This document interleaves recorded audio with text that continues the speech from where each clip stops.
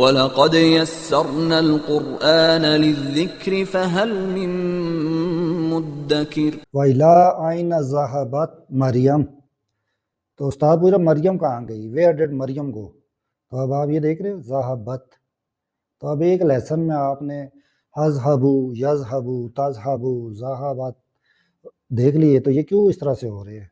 تو یہ جیسے جیسے ورب کی فارم بدلے گی یہ اپنے اعراب بدل لے گا، اور اس کو جب آپ پراپر سیکھیں گے تو یہ بالکل میتھمیٹیکل ہے کہ یہ ذہبہ اس کا فعل ہے، اور یہ جو تا لگی ہے اس کے ساتھ یہ تا فیمینن ہے، تاؤ تانیسی ہے، مونس کی تا۔